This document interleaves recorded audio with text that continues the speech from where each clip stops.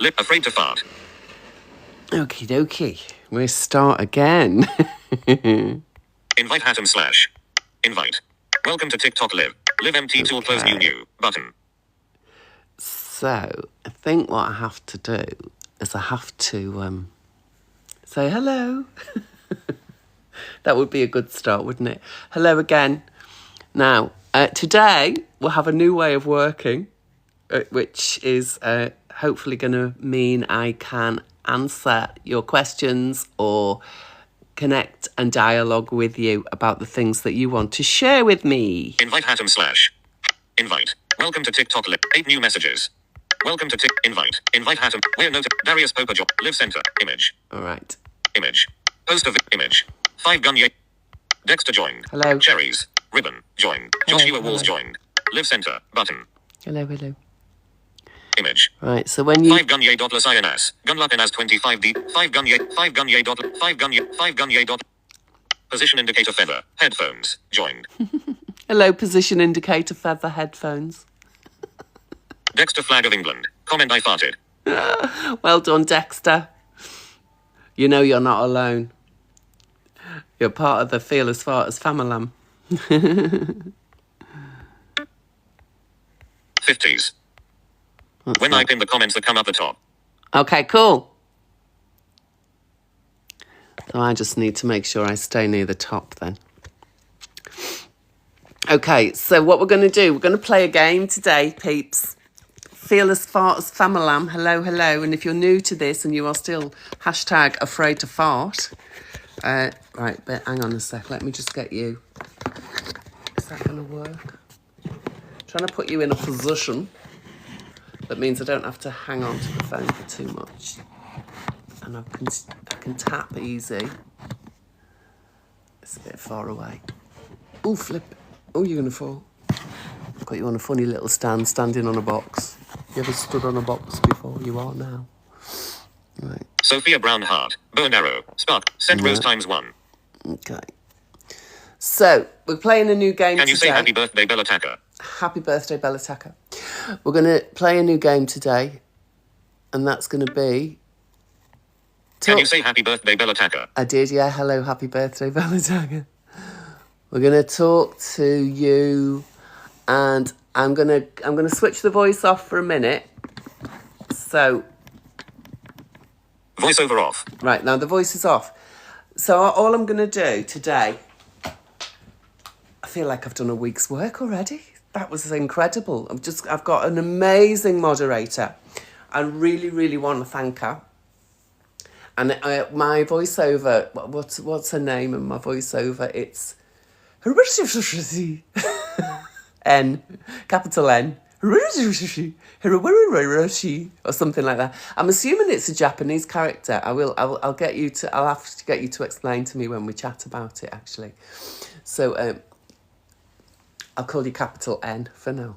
So capital N is helping me, and she's a gorgeous soul that has connected through TikTok with me, and she's an incredible woman, and I was checking out her account with one of my friends, and we've both agreed she's great. We like her vibe, and she's a cool soul, and even better than all of that being cool and everything, she's bloody compassionate, and she's helpful, and she's willing, and she's capable. At the moment, she says she's not very confident, but that's okay. We all have our own way of getting through this world. And so she's going to help me by pinning any cool comments to the top. And so if you decide that you want to be a spanner in the works today, she's got a job where she can just throw you out. And I'm not going to micromanage. I'm not going to check up on her. So if you misbehave and you get thrown off the call forever, it's your own fault. Because I'm not managing this anymore. I've got my capital N, gorgeous lady. I'm not. What can I? Let me think. What I'm going to just call you, my. You're the diva. You're the diva decider. You're the deciding diva. That's what you are. So the deciding diva is here with me today. She's joining me as my moderator. And she's going to make sure that any spanner in the works get thrown out immediately.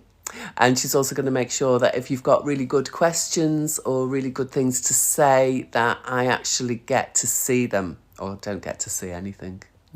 God, if you could help me see, that would be amazing, wouldn't it? Our deciding diva. So, yeah, I'm going to be able to listen to them. So in a few minutes, I'm going to put the voiceover on, and hopefully this time when he comes on, I call him Howard. When Howard comes on, he's only going to read out some cool messages, and it's not going to be from those silly people who've got nothing better to do with their time than watch things that they don't like or agree with. What an interesting life people have. What a very interesting life people have. But before I go to all the questions and things, what I want to do is I'm going to have a cup of coffee with you. So I made a flask of coffee. Look at my lovely flask. I've made a flask of coffee and it's all prepared. And so we've just spent the last little while doing screen sharing, account sharing, setting things up. And fortunately, even though I can't see, I can still remember a lot, and I know a lot and understand a lot about technology, about systems, about apps, about software, and about like the complexity of getting lots of different systems to talk to each other. So, how do you use FaceTime to help somebody with their TikTok account? Or how would you could do it with Zoom as well. So there are different technologies that you can use to assist. So I worked in technology in 1984. I actually started my degree in, guess what my degree was in? I'll get a few of you to guess what my degree was in. If any of you have seen the recent videos, you might know already. But have a guess what my degree was in. And it was in 1984. I think I started in 83. But definitely, because 1984 is such a big year because of the book by George Orwell. Have you heard about that book? If you haven't, go check it out. You don't have to read the book. Somebody will have had the audio book. There's probably been films about it as well. But George Orwell was alive a long time before 1984. And he wrote a book saying, if I look into the future from where we are now and from what I know now, this is what it's going to look like. This will be the prison that everybody will be in by 1984. And so it became a really big, well-known year because of that book, because it was a very famous book. Lots of school children of my age. So if you were if you were at school during the 1960s or the 1970s, then you will know that book, because we used to study it for our GCSEs. They weren't called GCSEs then, they were called O-levels. Like a bit of a history lesson today, isn't it?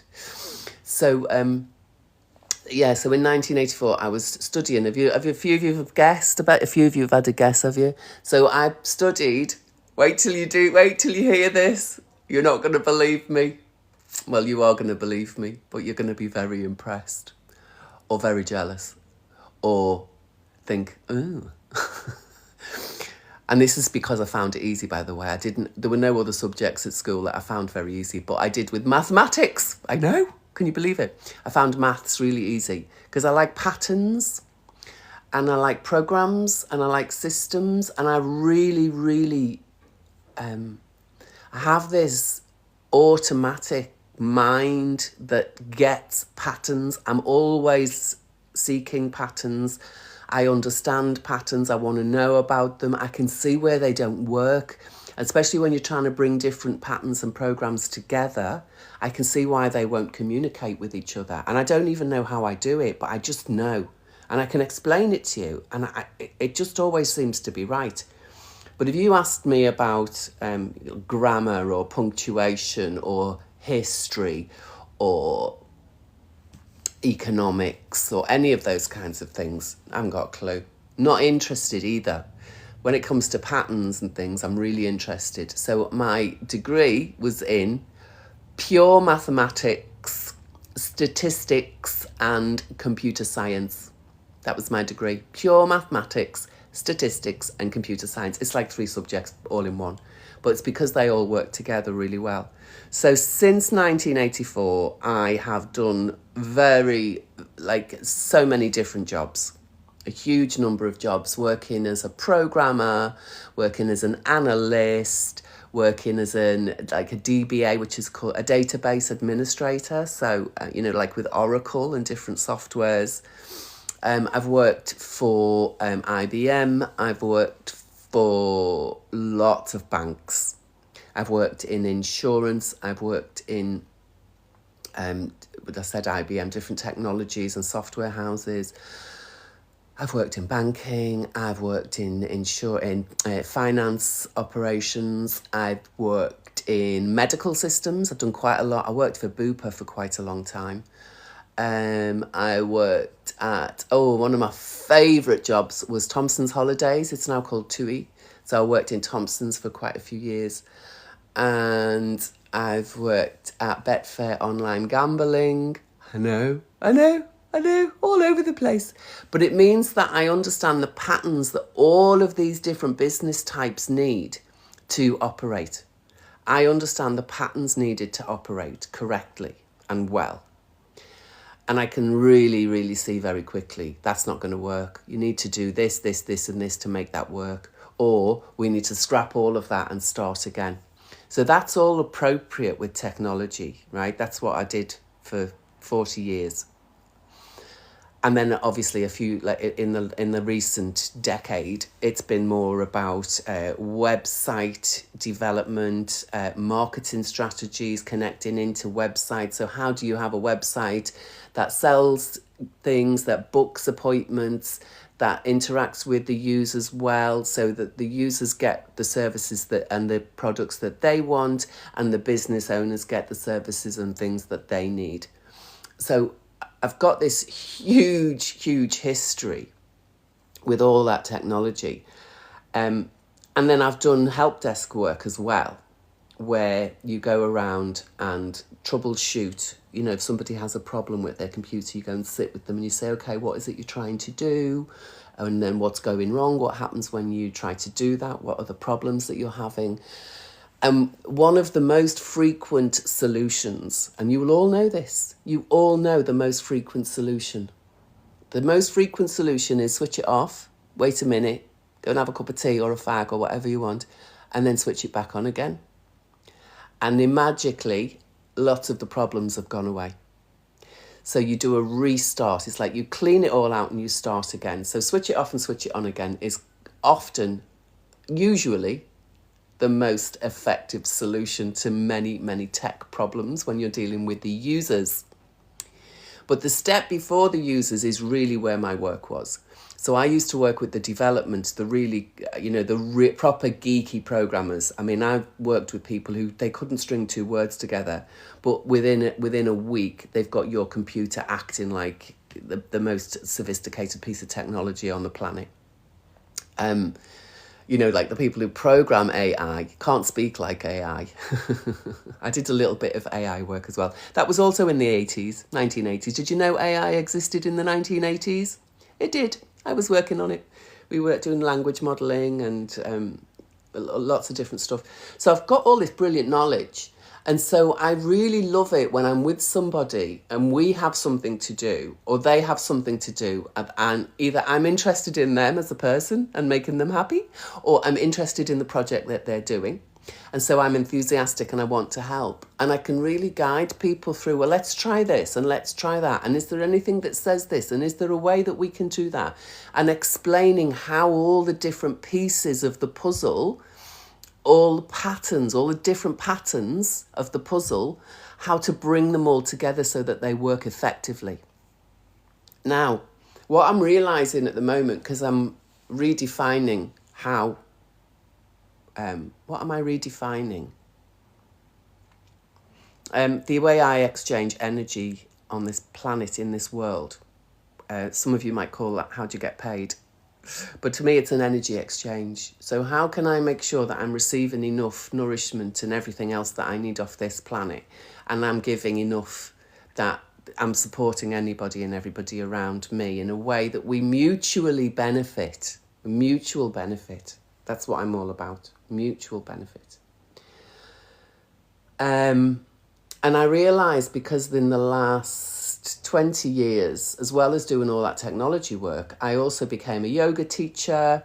I became a therapist. I then started working as an energy psychologist. And then I found out about this thing called kinesiology, where you ask the body. Now, this body is beautiful biology. It's beautiful. And the brilliance and the beauty of the body are it has an innate wisdom. Innate wisdom. It has instinct, like gut instinct. It tells you whether something's good or bad. The body will tell you through its instinct. It has intuition, which means it's good at imagining what might work, even though it's never happened before, or you've never seen it or done it before. You have a guess, you have an imagination, and you can guess using your imagination. You can identify where there are possibilities, and then you can test those possibilities and see if any of them work. And if they don't, you just start again. You go, okay, so what else is happening here? What else can we do?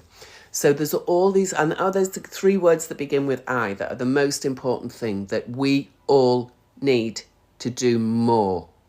We all need to understand better how to do, is to trust our instinct. You need to learn to trust your instinct.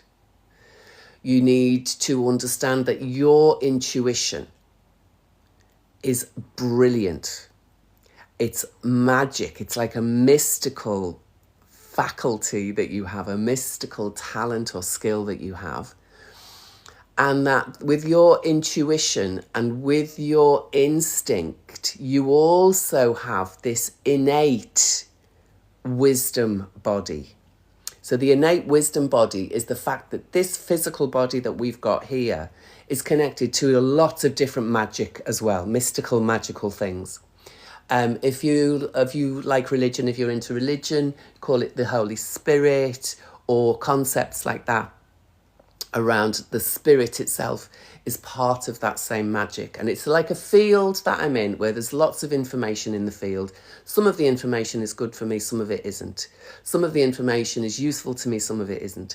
So trying to find out what's good for me, what's useful for me, what will benefit me, what will bring us this mutual benefit for me and for everybody else. I have to ask the innate wisdom. Innate just means inbuilt. The inbuilt wisdom in already available to me here, the inbuilt information field I'm in. So we use a thing called kinesiology. So if you ever heard of kinesiology, that's about muscle testing. So some of them, people, they put their arm out like this and somebody presses your arm and they say your name, and your arm's really strong and they can't press it down. And then they say my name is Donald Duck. That's what I say anyway. And if you say that, your arm will not stay strong. It will not stay strong. Your arm doesn't strengthen unless it's true to you. And so if you say your name the way that you like it said, your body will go strong, yes, yes. It's like a yes is strong and a no is weak. And so use that, because that is part of your nature. It's part of our nature that the body is strong in its truth and the body is weak outside of the truth. So when I found out about that, and I was just like, wow, because people are always seeking solutions outside. Doesn't work. Your body and the things it's got access to already know. So your body's like a node, or it's like an app on your phone that can speak to all the other apps. And some of the other apps are so brilliant and so intelligent and so magic. So I now... what I'm already doing it. I don't have to create myself. I don't have to invent myself. But I have to reinvent how I speak about who I am and what I do. And so who I am and what I'm doing at the moment is when I'm working like at the retreats, at the workshops, or I do I'm going to have a consultation diary online soon as well, so you can book sessions and appointments with me as well.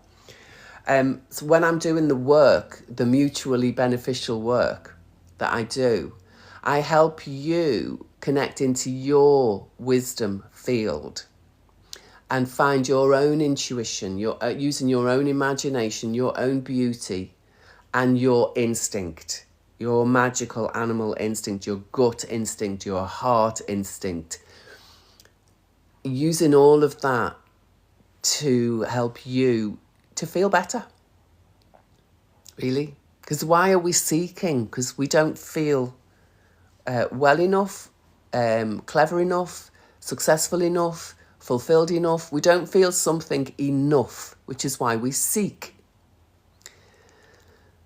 And then I'm going to just say this last little piece, and then I'm going to start looking at what you've all said. And if you are a seeker, you're not a finder. If you are a finder, you're not the seeker. They're two different jobs. They're two different roles. They're two different things.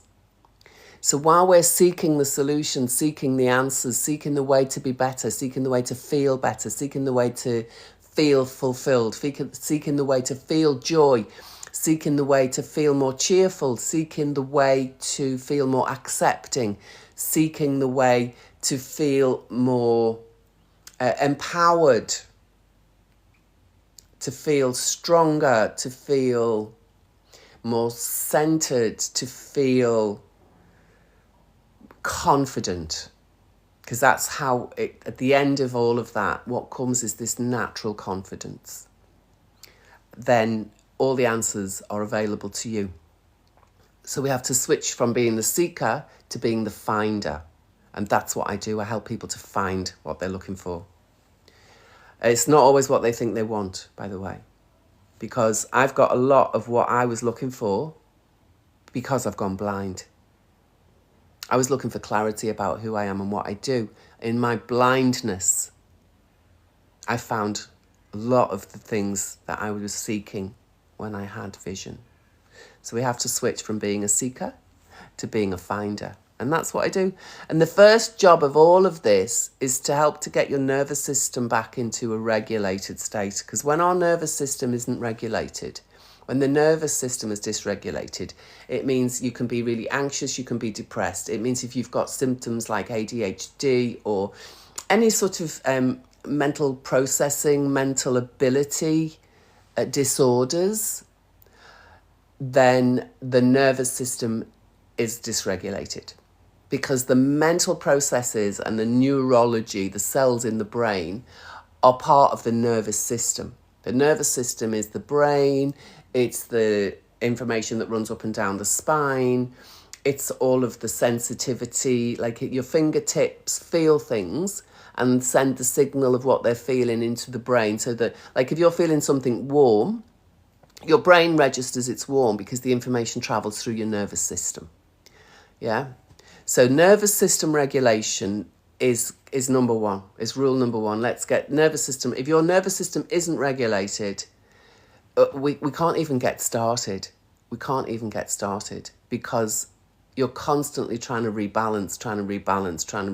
You waste all your time, or you don't waste it, you spend all your time seeking being rebalanced. But once the system is regulated, the balance is automatically there.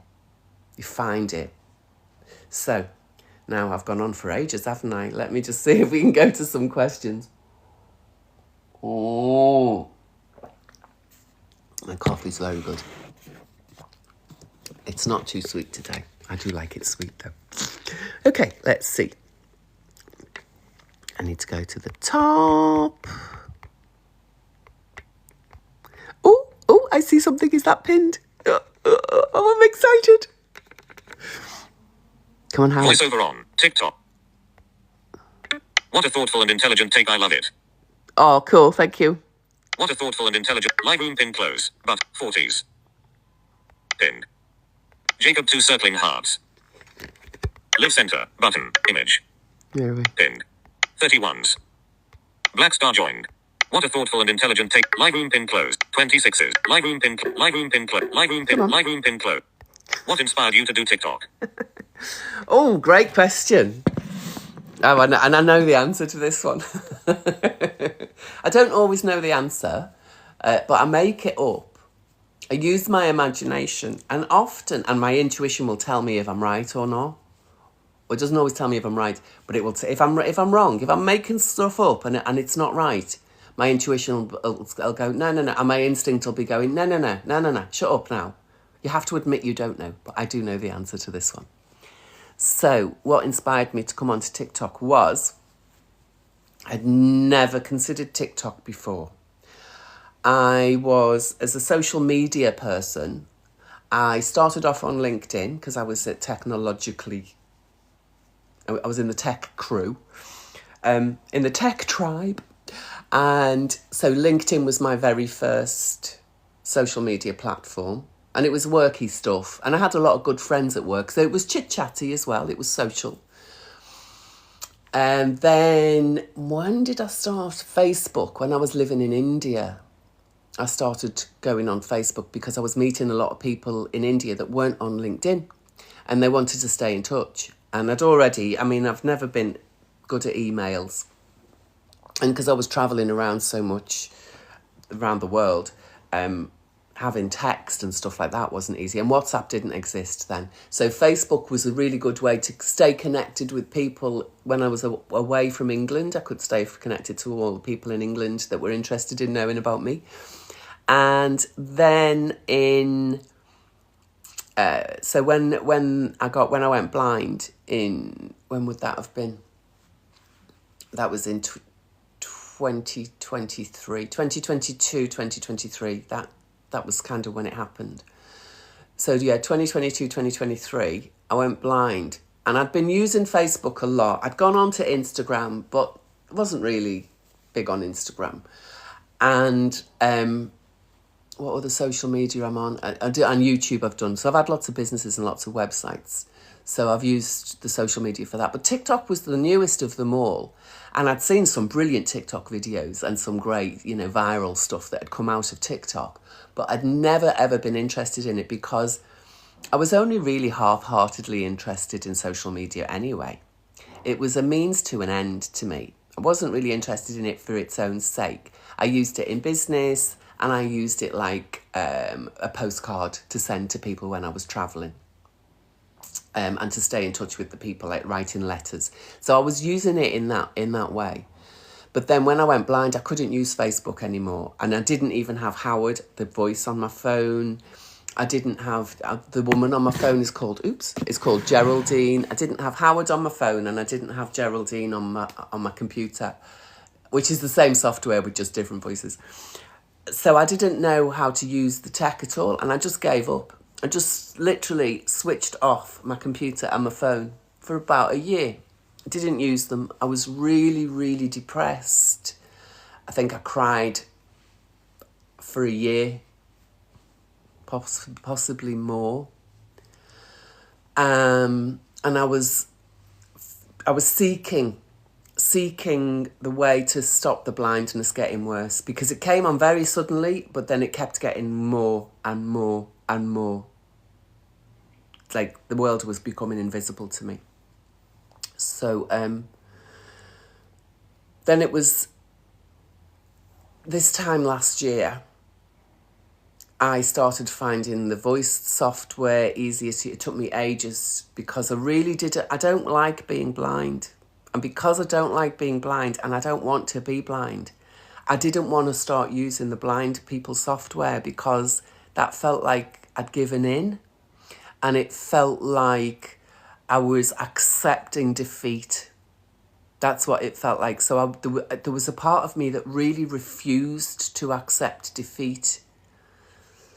And then, because I'd already started writing the book Afraid to Fart, but I'd not really got very far with it. I'd written a thesis. I did a thesis for a master's in a master practitioner in meta medicine, it's called. And so as part of this master's and part of the thesis, I did a whole paper on IBS. And I had, at the time, just started to resolve my own IBS. And now I've cleared it almost completely. I still get little bits and pieces, but I do not say I struggle with IBS anymore. I get a little constipated. I'm occasionally a little loose. I occasionally have a super duper farty party for a few hours. But I now know why. I now know why those symptoms happen. And so I'm in control of them now. So I don't believe that I would never call that IBS. So because I'd healed it and I'd written this thesis all about how I'd healed it, what do I understand about the condition, and what have I done to change my relationship to the condition and to change the way that my body is. And the thesis was quite sort of scientific-y and a bit dry, I call it. It's a bit dry and chewy. And if you're not really into sciencey stuff, you wouldn't be bothered to read it, really. If you're not into medical and sciencey things, you wouldn't bother. So I thought, because it worked, and because I love the work that we do, that we ask the body, and we understand how the body gets traumatised, how shocks happen, what the impact shocks and different dramas can have on the body.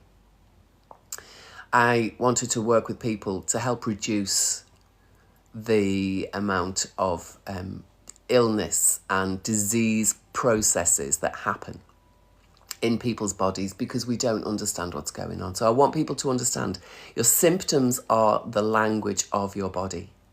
So your body does give you symptoms.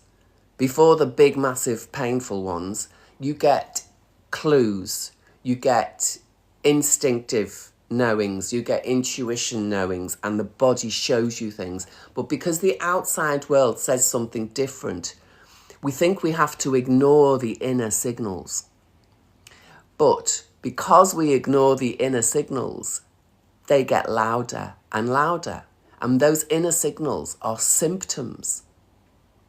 And so if you understand, this is my body saying constipation, for example. So I know if my digestive system slows down, I know that there's something going on, and I can find out with very precise information, especially using the kinesiology, the muscle testing. You can find very precise information. What's going on, body? Why are you slow? What purpose is this slow down serving? What are you trying to tell me? What information are you not digesting well? What are you not able to let go of? What do you feel you can't move? Where do you feel stuck? So all of these are aspects of constipation, yeah? But they're not just about constipation in your bowel. This is a constipated emotional system. This is a constipated psychological system. This is constipated in relationships because you can't share, because you feel stuck. So then we find out, why do you feel stuck? And what can we do about that stuck feeling to help to resolve it, change it, so you can begin to move again? And in that way, the body processes begin to move again. Right, I forgot where I was going with this. So the book, Afraid to Fart, I remembered. So I started writing the book, and then I went blind. So I just stopped everything for about a year. And then I thought, right, that the IBS has gone. And even though now I'm blind, and I would imagine that the blindness would mess up my nervous system, which it did, by the way. It messed up my nervous system beyond.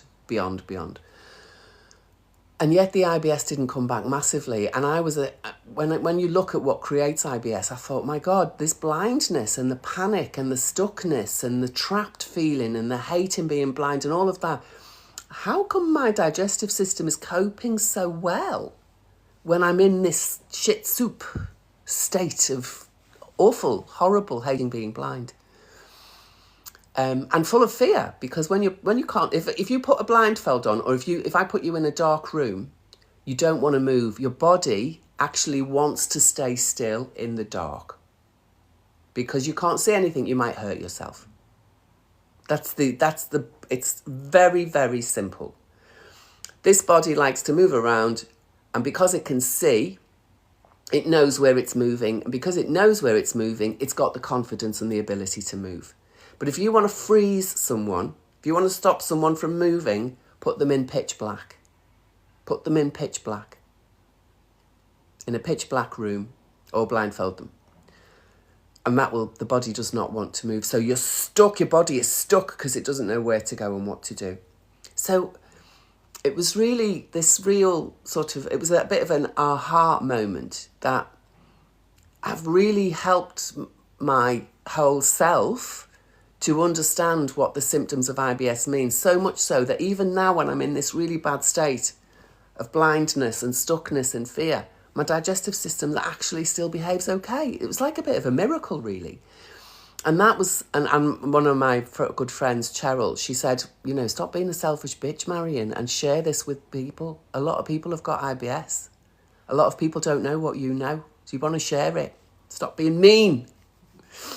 Stop being selfish. So I stopped being selfish and mean, and I found how to use ChatGPT. I found about how to use my phone again. I found about how to use my computer again, using the voices, using the microphone all the time. So I just dictate. I don't have to try and type. It doesn't work all the time. You do sometimes have to type, but it takes me ages.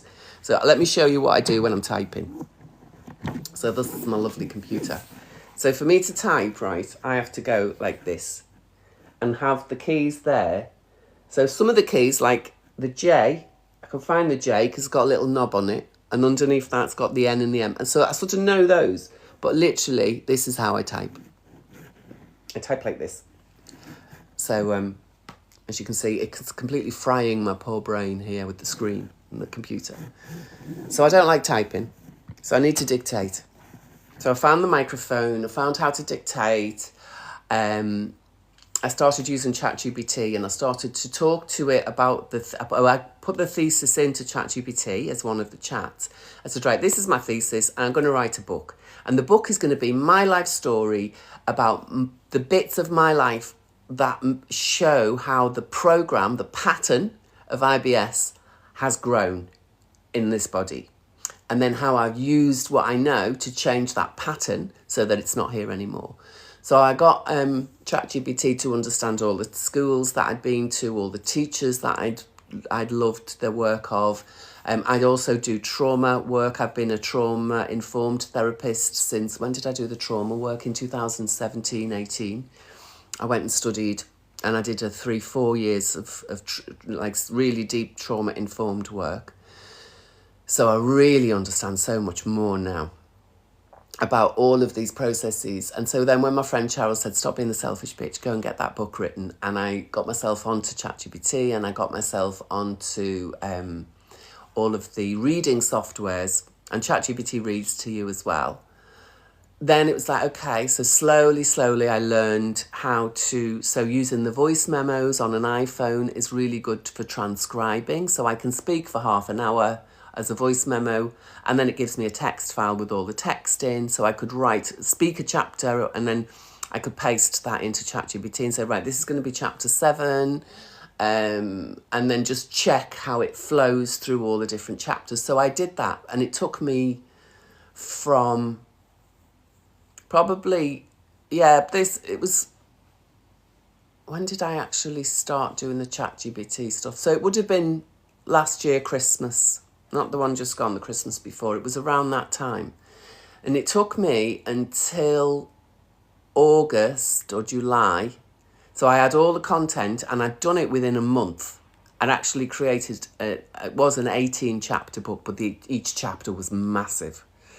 So we've had to split it up. So there's a lot more chapters now, but some of them are some of the chapters are just a page or two. So I managed to get all the content into ChatGPT and get it all organised, and then I couldn't get it onto a Word document to make the book. So I met a friend, he's now a friend, who's an editor, and he needed somewhere to stay for a couple of nights, and I've got a couch. So he came and stayed on my couch for a couple of nights, and all I did was talk about the book the whole time that he was there. And so he helped me to create the Word file that has now become the book. So it took all of that energy and effort. So I thought, right, now I've got this book. What am I going to do? How am I going to start sharing it? And also, how am I going to fund the business? Because while I've been blind, I've not earned any money at all. I mean, I've earned a little bit from retreat work I've done and from the sessions that I do with people. But I was, from being quite a successful business owner, I just lost everything. So that was why I decided to come on TikTok, because I wanted to talk about the book. I wanted to get more people to help me. So I was doing funding. I did a GoFundMe campaign. It's still running. So if you want to help me, please do. But it'd be more helpful if you buy things. from the website. So I did the GoFundMe campaign, and I tried to put it onto Facebook. It was too difficult. Using the voiceover and dictation. I mean, Facebook is absolutely rubbish for blind users. And then my friend said, Cheryl, the same lady that said, don't be so selfish, do the book. She said, well, I've just started doing TikTok, and actually it's quite easy and it's quite good fun.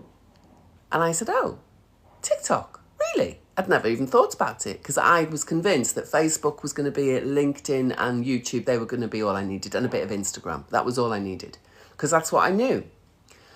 I'd never seen TikTok with eyes. I still haven't. I don't know what TikTok looks like at all, really. Because I didn't open the account till I was blind. But we opened the account together. We did the first video together. And then I just started going on every day. I love talking to the camera, as you can see. So I started to go on every day. And then I went to visit my friends in Cyprus, in Turkish Cyprus. And they helped me finalise the edit of the book. And my friend who lives in Cyprus, now I didn't even know this, my friend John, who did the editing for me or with me, he's actually an English professor from Oxford University. I didn't even know. So I've had an English professor from Oxford University, darling, has actually edited the book for me, John. And he's a lovely friend. So I went and stayed with him and his wife for, I think we was there 6, 7 weeks, maybe 8 weeks altogether. I said to them, right, I'm coming over. I want to edit the book. And so this was right at the beginning of the TikTok journey.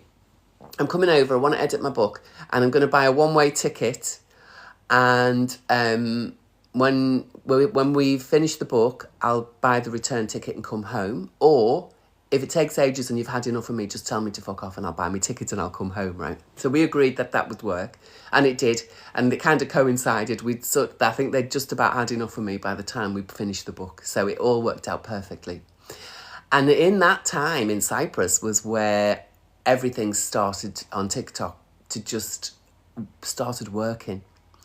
Because I didn't know what I was doing. So I just talked about what I was doing with every day. I was trying to get the book finished. I was trying to work out what sort of a business I needed to put together so that not only would people be able to buy the book and get all the different workbooks that are self-help guidebooks for you to stop being a seeker and start being a finder. That's what those books are all about. So I designed them all. I've written them all. They're all done, but not one of them is ready yet. So that's what the GoFundMe account was for. The GoFundMe account was to find more editors and book designers and layout specialists to lay out all the work that I've done.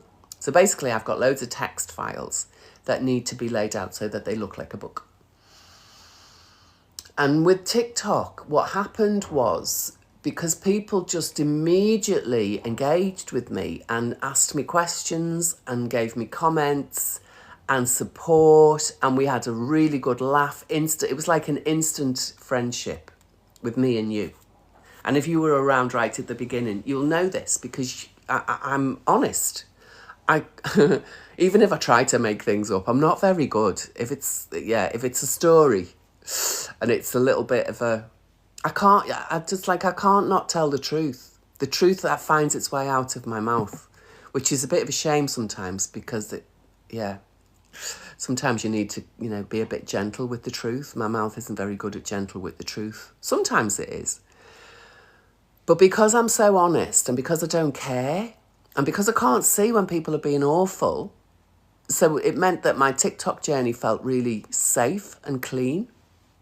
And the trolls haven't got any confidence or any, they haven't got any bollocks, basically. They've got no spine. Trolls are really, really spineless. And usually they don't write anything. They just put horrible pictures. Well, I'm blind. I can't see. So I wasn't impacted by that. Occasionally they do write horrible messages as well. But I mean, you can tell that their inner 2-year-old was in charge when they were writing that message. And So I wasn't put off by the negative things that if I was able to see, I wouldn't have continued that journey. There's no way I'd still be on TikTok now if I could see. Because the trolls have been trolling me since day one.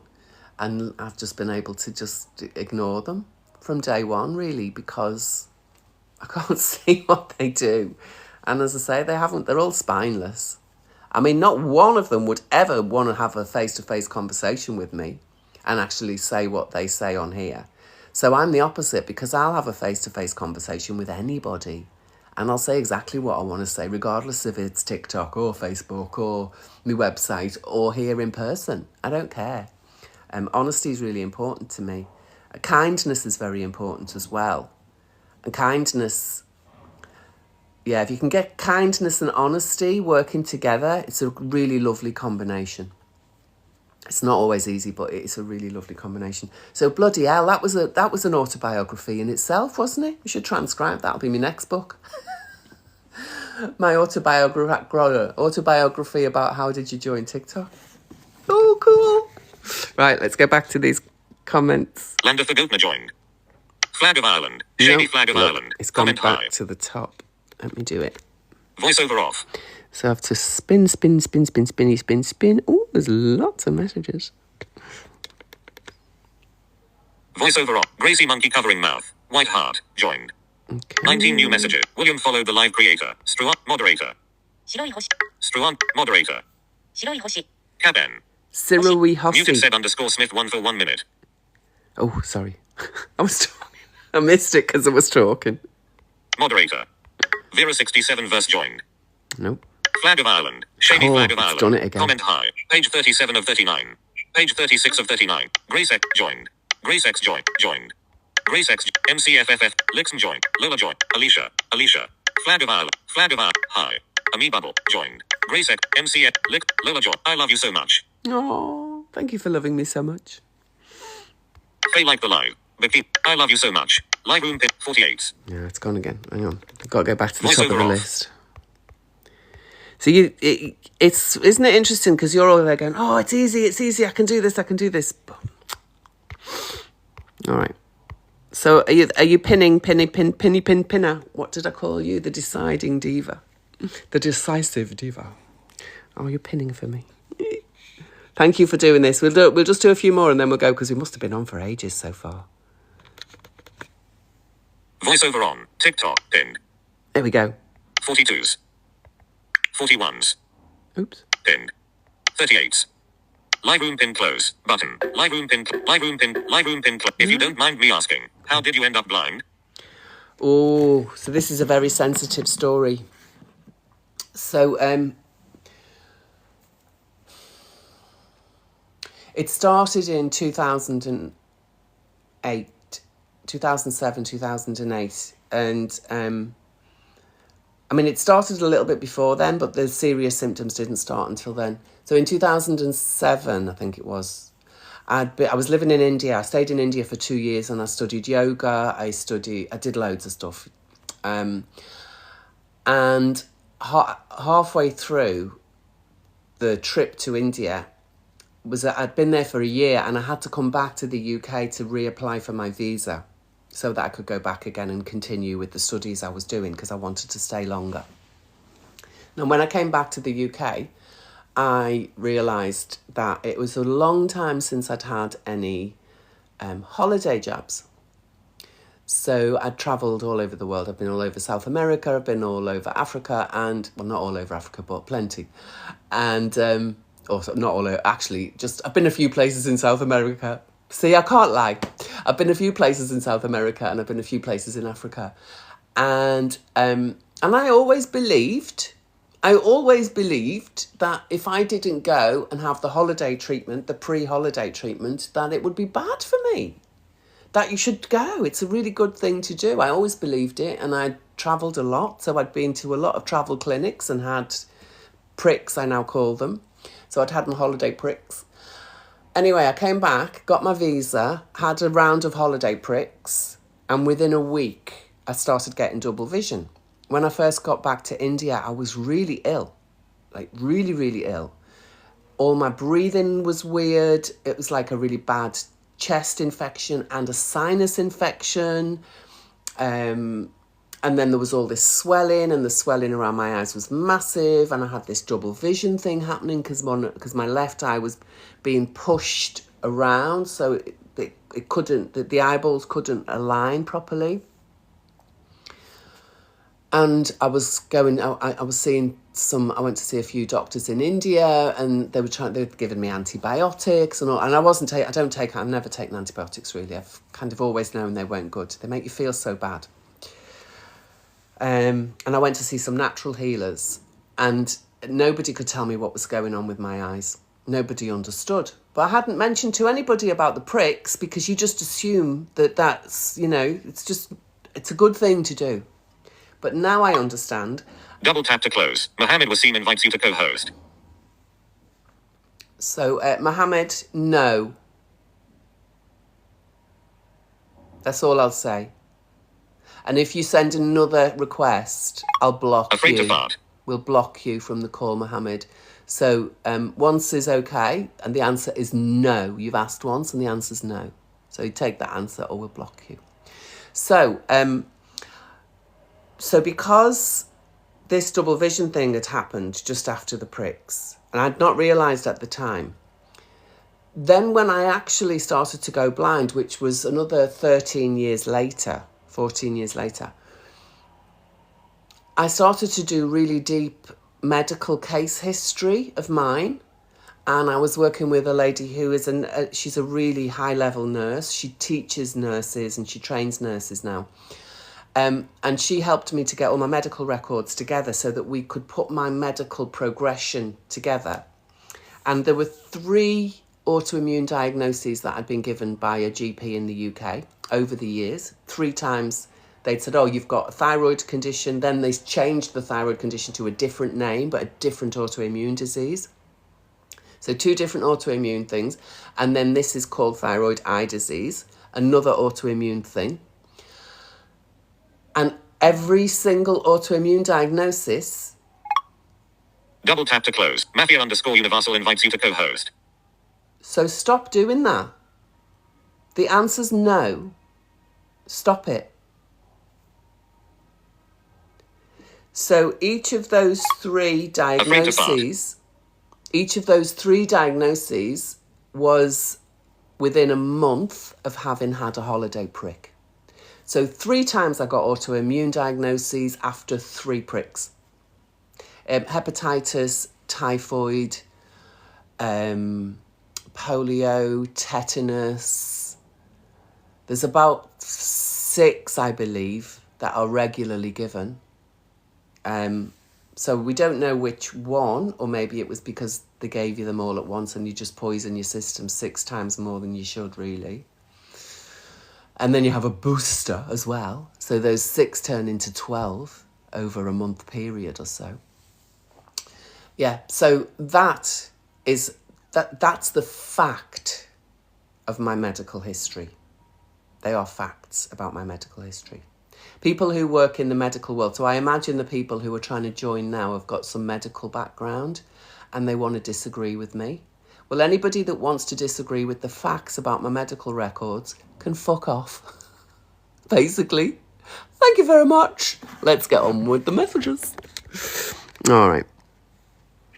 So, let me see. Go back to the top. Voiceover off.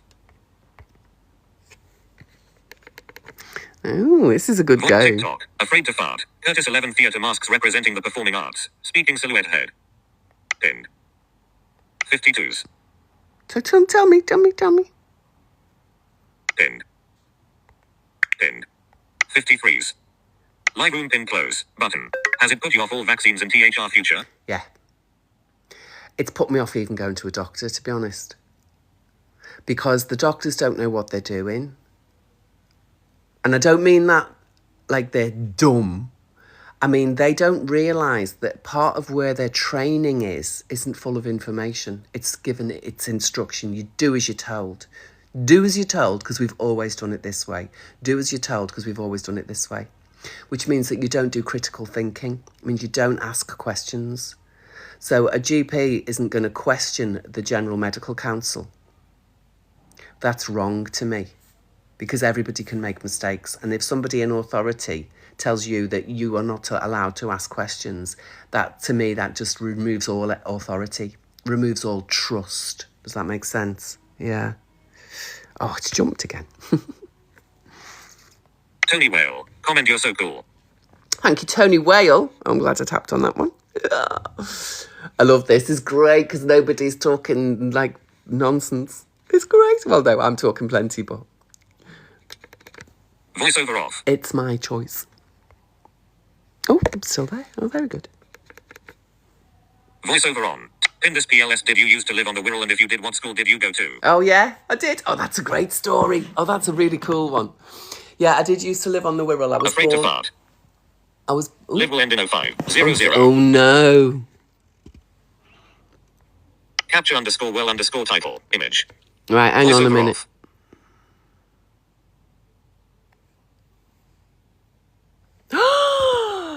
Oh, do you know what I just did? Oh, that's so cool. So that means we've been on for an hour. That's a bit naughty, is it? Right, so this question, and then we'll flick through a few more quickly. So I've just got the puzzle on the screen, and you have to slide it, don't you? And I never know what I'm doing, because I can't see enough detail to do the sliding. Anyway, I just did it. First time worked. The very first one worked. Oh, yay! Pat on the back. Thank you. Oh, she's so great. Right, the Wirral. So Birkenhead, I was born and bred in Birkenhead. It rhymes, and I'm a poet and I know it. So I was born and bred in Birkenhead. I was born in St Catherine's Hospital, and I went to school just down the road from there, and it used to be Holt Hill Convent. I know, it was brown uniform and nuns everywhere. We had a chapel inside the school. It was gorgeous, actually, really cute. But I've never been very religious, so I just thought it was cool. I didn't, yeah. Anyway, but the school, after being called Holt Hill Convent, joined together with another girls' school, they were all girls, called Heathley High. And the year before I joined, guess what they renamed it to? You'll never guess. Afraid to Fart Roman Catholic. No, not really. But it was almost. Marian Roman Catholic High School for Girls. My name is Marian. And so I went to a school that had my name. Can you imagine that? Like, and I didn't even know until a few weeks before I was going that the new school that I was going to had my name. Oh, isn't that a cool story? So I went to Marian High, and I was there until 1982. And then I moved to, and then I moved to London, and I went to the Polytechnic of North London, which is now the Metropolitan London University in Holloway, in Islington, just up the road from here. And since then, so 1983, 84, when I moved to London, I've always lived in Islington when I've been in London. And I've lived all over the world in the process in the meantime, but whenever I come back, I live in this area. This has been my English home since the 80s. And I don't really go back to Birkenhead very much anymore. And I never really spent much time going back. If you read the book, you'll realise why. I had a horrendous childhood. It was awful. Everybody was so traumatised. Now, I used to just feel sorry for myself, but now I feel sorry for everyone involved. Because everybody was traumatised by something or other. And so I always wanted to get away. Always wanted to get away. I came and lived in London, studied, and then just started travelling. And just love travelling. I love travelling. One of the things that I really love about travelling is you get to meet people, and everywhere I have ever been, everywhere, it doesn't matter what language they speak, it doesn't matter what people look like, it doesn't matter what people do, it doesn't matter how they are, how tall they are, how short they are, it doesn't matter. We're all humans, and we've got so much in common. And people are the same. People are helpful. People are friendly. This is why I know the trolls are all idiots, because they're not even friendly. But if I met them face to face, they'd probably try and be friendly and nice. because we are. Our nature, human nature, we are social creatures. We're here for mutual benefit. We love it when we're with people who are happy, feeling safe and secure. And we love it because it helps us to feel happy and safe and secure. We want to feel accepted. We want to feel valid. We want to feel not understood. I don't care if you understand me, but I care if you don't accept me. Does that make sense? Understanding's not really important, because if we try and understand everything and we don't get it, then there's a bit of resistance or a problem there. Or if I understand you and I know that what I'm understanding is different to me, I see the difference instead of saying that there's two humans here and the human is the same. The word human's got some magic stuff in it as well. So we're just light. We're all little bits of light and we all shine together. And when we're all shining together, it's beautiful. It's like Blackpool illuminations, or it's like a gorgeous Christmas tree. And when we're not shining, it's dark. And in the darkness, it's scary. It's really scary. And when we're scared, we behave more and more like animals. The more fear in us, the more our animal instinct goes to self-protection, self-preservation. And that's not really natural to humans. We do that when we're traumatized. We do self-preservation when we're traumatized. We want to kill the aggressor when we're frightened something outside of us might kill us.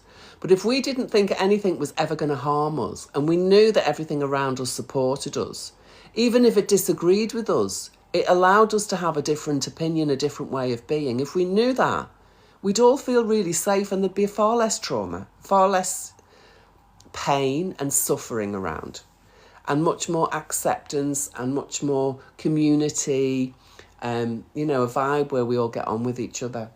So that was another long... I can't do short answers, can I? I'm rubbish. If you're in the short answer club, I think you might want to fire me. Oh dear. Oh no. Let me see. Voiceover on TikTok. I watching your videos on full volume in class. We freaking love you.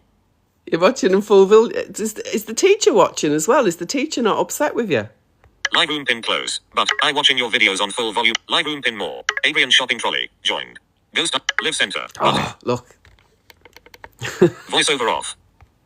So when it said more, I should have tapped on it, shouldn't I? Let's see. Voiceover. Invite feather. Ellipsis. Low hands in a heart shape with lights. Invite feather. Invite. 4 new Live MT tool close new. Invite guests. Live MT tool. Radu freezing. Vinny flag of Scotland. Radu freeze. Low hands in a heart. Invite feather. Invite. Voiceover off. Is that Feather from Glastonbury? Are you from Glastonbury? Come on.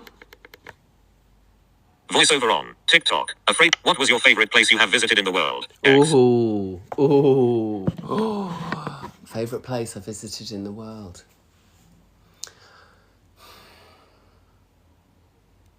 It's not the places. So it's usually the people. So let me think. If I just think place, what was a place that I felt really good in?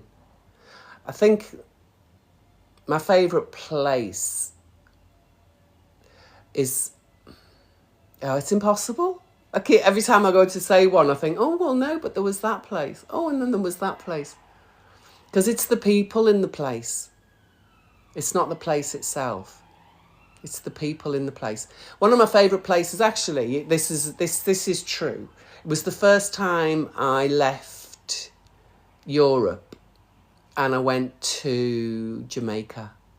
Oh, I spent 2 months on the island of Jamaica.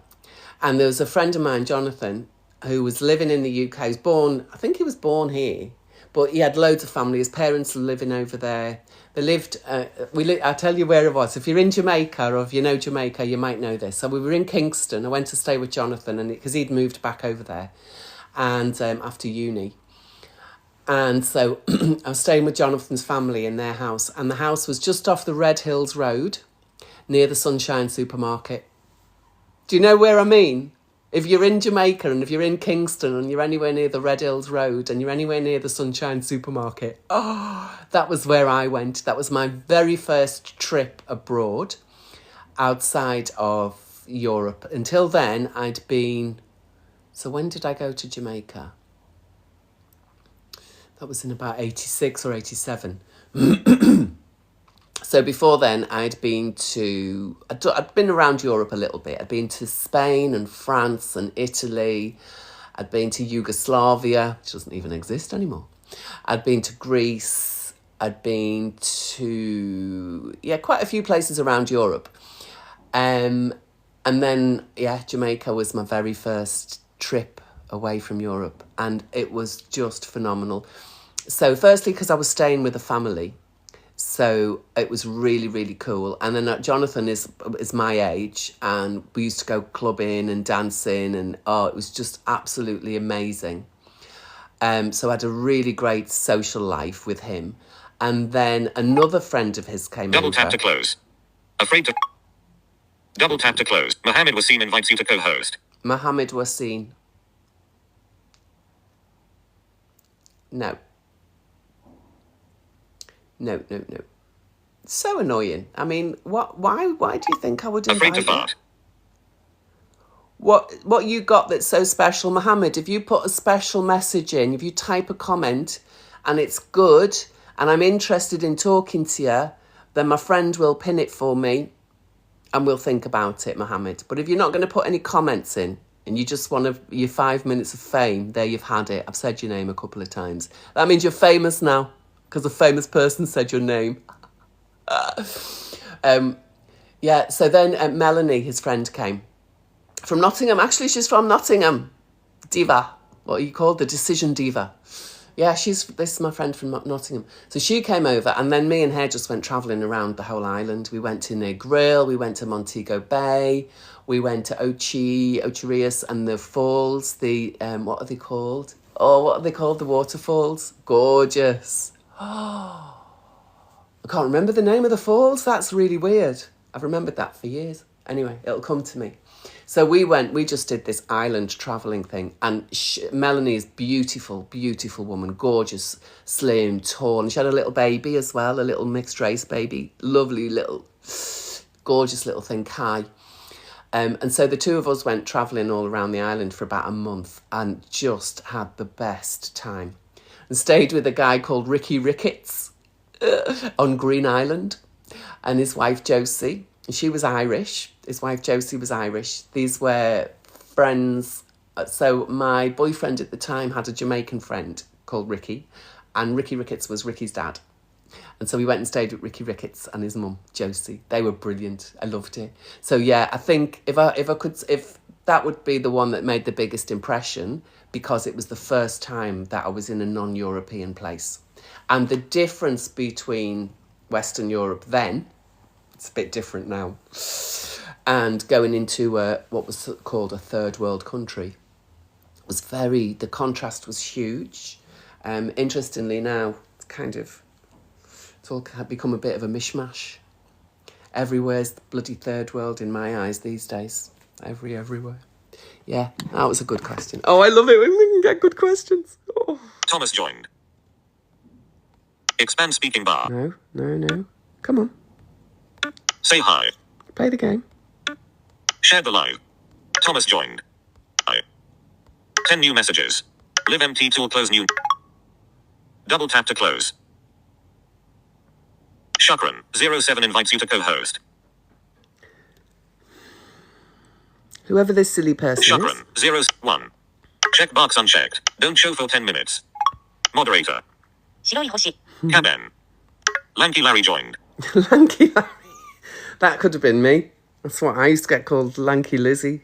Lizzie Dripping. What else? Olive oil. I was always lanky. Have you travelled much since being blind? I'm starting to. Oh, this is bloody brilliant. I've got to say, N.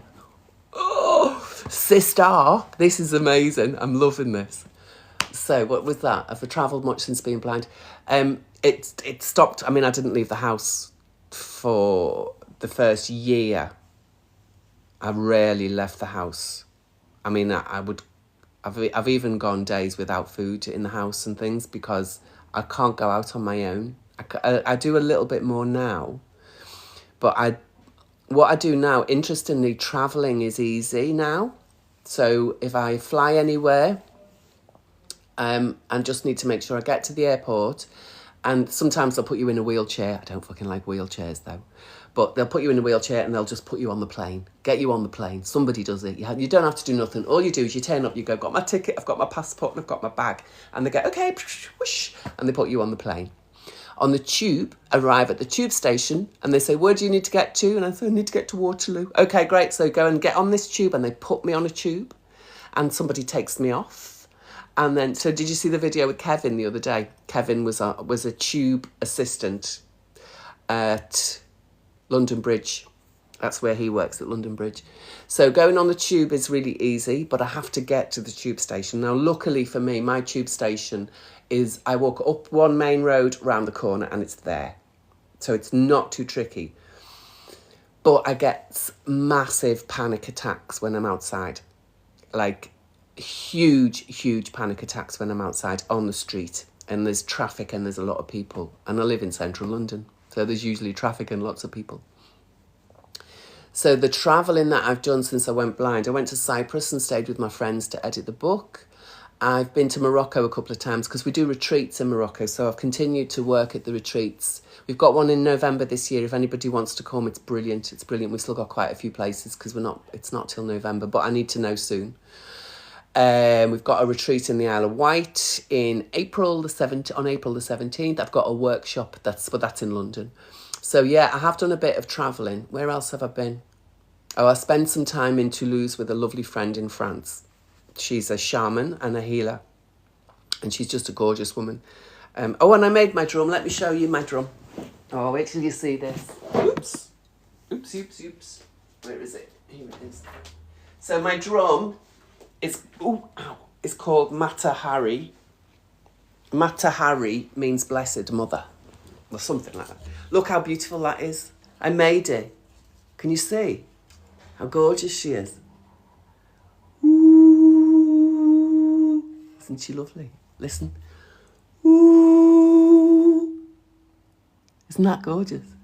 Can you hear it when I talk like that? If I talk into here, it goes all deep. And I talk here, it's squeaky. No, I'm joking. But she's a bit cold. Yeah, she's too cold.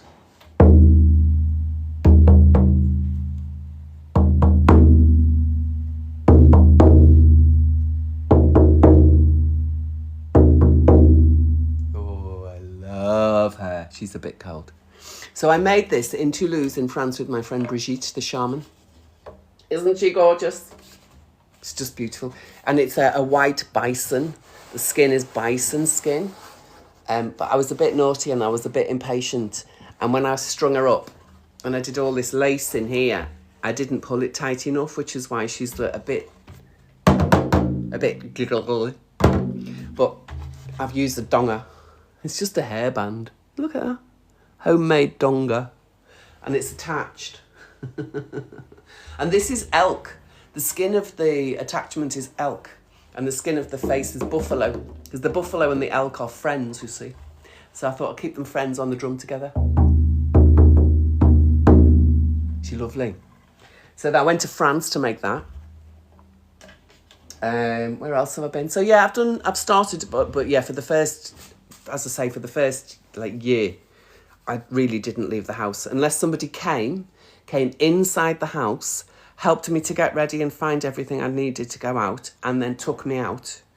I was a prisoner. I still feel like a prisoner at home because certain situations I can't, like if it's really sunny in the winter time now, outside in the sunshine is really scary because every shadow looks like a brick wall. I've realised what it is because at first I was like, why am I having panic attacks in the sunshine? I used to love the sunshine and now I can't really go out in the sunshine on my own. If I'm with somebody, I'm okay because I can trust that they can see. Double tap to close. Flag of Mexico. Mr. Amir Patlu, Flag of Mexico. Crown. Invites you to co-host. Why would I co-host with you? Tell me what you've got to say that's interesting and I'll consider it. But if you don't comment and say why... Afraid to fart. ...you want to talk to me and come on and share my space, then then why? Why would I do that? Who do you actually think you are? You better tell us. You better tell us.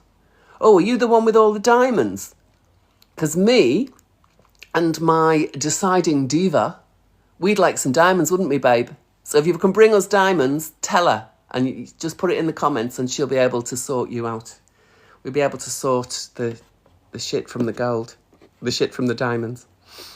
Oh, cool. Right, next message. Let's see. Oh, I'm loving this. It's so great. I'm going to have to go soon though, aren't we? Because otherwise we'll be here all day. Afraid to fart. Afraid to fart. I know I am. Do you like arts and crafts? What else have you made? Oh, yeah. Oh, God. All sorts of things. I used to make all my own clothes as well, especially when I was at uni and stuff. I love making clothes. I've got a really nice... Let me show you some. I'll be back in a minute.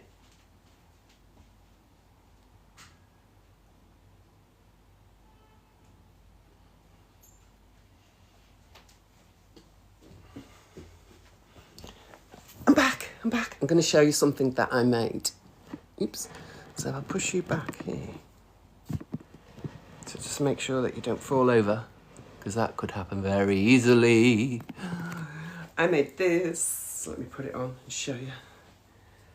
It's denim wool. And it's like a denim jacket. And it's all knitted. Let me put it on. I made the sleeves a bit long. I've got long arms and I decided I'd add a few inches to the arms. Now they're far too long. But let me show you my denim jacket. Isn't that cool? You sit back here. You see it? How gorgeous it is. I made that. Isn't it lovely? Look. A little collar on it. And the buttons are really nice. They're like battered metal stuff. You see? Yeah, so I made that. Isn't that great? What else do I make? The curtains that are up on the window up there, which is just a load of fabrics basically all pleated together. I made that. What other arts and crafty things do I like to do? Yeah, crochet. I loved crocheting as well. But I like really intricate patterns. Same as like the programming and the tech stuff. I love patterns and intricate patterns that when you look into them, they look really difficult. But when you stand back, you say, wow, that's gorgeous. It's beautiful. It's exquisite. It's detailing as the mate. That's me. That's what I love to do. Yeah. So I remember crocheting. I had this gorgeous dress that I'd crocheted. And it was crocheted in this kind of herringbone style. It took ages, but oh my God. I wonder what ever happened to that dress, actually. It took me ages to do and I spent a fortune on them. Anyway. Yeah, so what other arts and crafts do I like? Oh, and I used to love plants. I'm really good. I've got green fingers. So I used to like playing around with different plants. I've got 3 plants in the house at the minute. Oh, I'm going to check. I've got an orchid that's coming into flower soon. I'm going to see if she's in flower. Let me see. No, there's still buds. And I think there's only 3. I'm a bit disappointed. It's my orchid. Look, I think they're the flowers, are they? I have to be so careful because last time she got flowers, I fucking broke them. I broke it. I touched it and snapped it. Anyway, so I'm not going to do it this time. But from what I can tell, and again, I don't want to touch it, but I think she's going to have now. 3. Annie Paddington. Audio message. Oh. Yeah. That's the signal that we've got one more comment to answer, and then we're going to go. Oh, this has been absolutely magnificent. I've loved it. Right. Finn joined. Freddie _ joined. Finn joined. Invite Teresa Smith to join as a... Nicholas joined. B. Tilda... Almuria. Can you please say hi, Billy? Hi, Billy. Hang on. Let me go back to the top of this list. There they are. Voiceover on. What's the inspiration behind the channel name? Okay, good. This is the last question. Thank you, my deciding diva. We'll have to come up with a better name for you. The inspiration behind the channel name. So when we were children, my father was angry a lot of the time, and so you'd get a slap for everything. And if it was bad, or well, no, if he got upset, it was much more than a slap. My mum was also good at slapping. They both had really good proper. It was like kung fu, but Irish style, across the face. But so they were both very good at slapping, and they'd get angry really easily. And my dad really, and again, it's in the book. It tells you all about it in the book. My dad really didn't like farting. Except he liked doing it. It was all right if he did it. He laughed. But if anybody else did it, he'd get upset. And I'll tell you exactly why he would get upset. And it's in the book. And it's not nice because it is a trauma story. So if you're very, very sensitive, you probably don't want to read it. So we used to say as kids, oh my God, you're afraid to fart around here, they'll kill you. My dad will lick you, or my mum will lick you. So you were called, we said, afraid to do anything that was out of order. Or that they thought maybe out of order. And then when I got IBS, then I became afraid to fart for a very, very, very different reason. I became afraid to fart when I had IBS because I started having mucus come out of my bum. So if you've ever had mucus come out of your bum, you're not alone. And now I know. I thought I looked on Google, couldn't find. This was in. When would it have been? Yeah, this would have been around 2005 or 6 or something. There was nothing on Google about what's going on if you fart and there's mucus in nearly every single fart. And Google didn't have an answer. It didn't even say anyone had ever asked that question before. So I thought I was like the weirdest person on the planet. I thought I was the only one who ever had this, that it was really disgusting, that I was disgusting, and that it was just me. It was all me, and I was just bleh. So I was afraid to fart because the snot from your bum, it's not a good look. And I'm a yoga teacher and I wear white yoga pants quite a lot. So it's definitely not a good look. So I was afraid to fart because I had IBS. Does that make sense? So they were the two key things in my life where being afraid to fart was a real thing. And then when I wrote the book about IBS, it was like, why did I even try to heal IBS? Well, I was afraid to fart because you didn't know what might happen. I now call them sharts, snorts and blorts. So shart is a fart with a bit of shit. A snort is a fart with a bit of snot. And a blort is a fart with a bit of blood. And I can tell you why your body's doing them now. If you've got that happening to you, this is where you need to, it's like a type of health check, because I'm like an intuitive, a health intuitive. I can intuit with you what your body is saying, because sharts, snorts and blorts are symptoms. It's body language. The body is speaking. It's funny, isn't it? The body is speaking through farts and whatever else is inside the fart. So for me, the key message in Afraid to Fart, there's two big things. The first and most important message in all of Afraid to Fart is laughter is the best medicine. That's number one important Double thing. tap to close. Paris invites you to co-host. I don't know who Paris is. Why would I let you co-host with me? I'm about to finish anyway.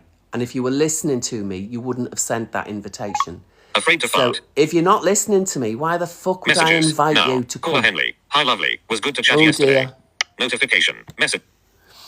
If I am talking about something and you're not even interested in what I'm talking about, so you're so uninterested in me that you send an invitation, like fuck off. Really? I'm in the middle of a conversation. I've now forgotten what I was talking about because you sent a stupid message. It's rude, it's ignorant, it's disrespectful, and very amusing because you're just showing how disrespectful and how stupid you are. If you want to join me on a live, you have to ask. I did call a few the other night, didn't I? But yeah, don't be stupid. You need to coordinate and collaborate with me first, not just come on in public. So what was I talking about? Body language. Oh yeah. So the two most important things about Afraid to Fart. Number one is laughter is the best medicine. But why do you need the medicine? You need the medicine because your symptoms are screaming loudly. And if you understand that those symptoms are your body's way of talking to you, then you can get to the root of the symptom, the root cause. When you find the root cause of something, only then is there even a chance that you might clear the symptom. If you can't find the root cause, the symptom will keep appearing. Now, sometimes you find the root cause and there's not always a lot you can do about it. But at least you can stop it getting worse or slow down its progression, the symptom, whatever that symptom is. And that can be any symptom, chronic symptoms, acute symptoms, mental symptoms, physical symptoms, physiological, psychological, sociological, neurological, any illogical symptoms. We can decode the symptom, its language. It's your body's language. And we can decode it so that you actually get to understand what your body's trying to do, why it's trying to do it, and then you can help. Then you can help the body. So that's what Afraid to Fart is all about. Learn that your body's talking to you. Learn every symptom has got its own message. And learn that regardless of the messages, regardless of the symptoms, regardless of the situations, laughter is the best medicine. And farts make most people laugh. They make some people very disgusted. But when people get very disgusted by a fart, it's funny, especially when it's your fart, unless they're going to hit you, and then it's not so funny. But yeah, it's funny to watch people overreact to farting, isn't it? We all do it. And if your farts are really bad, that's a symptom. Your body's telling you something. And I can help you decode it. That's what I do. And if you come on retreats with me, we'll learn a lot more about what your body language is sharing with you. So let's just see if we've got... Enoki brown mushroom. Branch with leaves. Comment can the people... Corin _ 2 points. How can I find your book? You can find my book on my website, afraidtofart.com. The website's called afraidtofart.com. So that's the last one. So I am definitely not even going to tap the screen anymore until I finish in the call, right? Oh, we're a bit wonky, aren't we? Let me not make you wonky. I can't. Is that better? I don't know. Is that better? See, when I do that, I don't know. Anyway, so www.afraidtofart.com is the website. And you can go there and you can get the ebook. You can download it immediately. There's an audio book. You can download it immediately. And there's also a book on Amazon that you can go and buy on Amazon. And if you go into my profile on here and look at my posts about 7 or 8 posts ago, the book one. So there's a book video, about 5 videos in the profile list. And in there, the QR code is there. So all you need to do is go to that, find the QR code and use that, and you can find out how to buy the book, the physical book, which looks like this. Let me show you.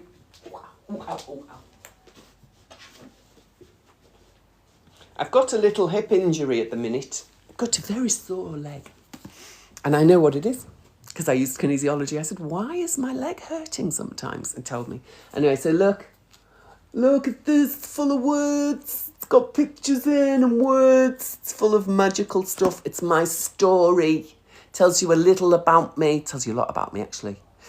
It tells you about my fear of farting. It also tells you how I understand who I am, what all the information I've got access to is. I talk about the innate wisdom. I talk about the intuition. I talk about instinct, gut instinct, and versus animal instinct versus human instinct. I talk about the brilliance of who we are, the field of information that we are. We're not just this 3D. We are 4D, 5D, 6D, 7D, 8D, 9D. I talk about all of that. It goes beyond that as well. But I talk about it all in here. And I try to describe it easily so most people do understand what it says. So yes, go and get the book, and the audio book is available now. I am currently, wait till you hear this, I'm currently building an AI voice clone of me. But it's taken a long time because, as you can hear, I've got about 1 million voices. And one of the videos, I must go very, very deep in one of my videos, because on one of them everybody goes, oh my God, did you hear that voice change? So yeah, making a voice clone of me is not as easy as you would think. But we are doing it, and it seems to be working. I've got a little team of people, a little crew with a couple of blind guys and 2 guys in Ghana, and a lovely friend called Kuku in Wales, who's Ghanaian as well. And so they're helping me to understand how to generate the audiobook using my voice clone. So it sounds like me reading it, because I'm blind, I can't read now. But reading your whole book takes ages. And although it took me so long to write it, because I can't read and I can't see, everything just takes 52 times longer. So what you can achieve in 1 week, it takes me a year with my current level of vision, which is not very good for technical jobs, but absolutely brilliant for the coaching, the mentoring, the healing, whatever you want to call it, that I do. I just love mutual benefit. I love it when the things that I enjoy doing help other people feel better. And that makes me feel better, because it was just me being me and it's helped somebody to feel better. There's no better feeling, is there? And so, yes, my gorgeous super sister, who's been busy pinning and doing lots of great stuff in the background for me here. Thank you so much. You've made this one of my very favourite lives ever. It's really, really been cool. And I'm going to go now. And I'll check in with you all very soon. And in the meantime, remember to go and get the book Afraid to Fart. And if you don't want to read the book, get the audiobook off the website. What else can I tell you about helping me? If you don't like books and you don't want to hear anything, just give me some funding. Go to the GoFundMe, which is in my profile page here on TikTok. So if you click the link on TikTok, it'll take you to the funding. But it's also got the website name in the profile as well. But the best thing is to go to go www.afraidtofart.com. I need to say that more often, don't I? Because people are forgetting that that's my website now. Right, lovely people, thank you all very much. And I bid you a very happy, a successful and a fulfilling day this Wednesday today. Oh, thank you all so much. Where are we? Oh, I can't do Live it empty now. tool close new There we button. go. Live empty tool close new. That's it.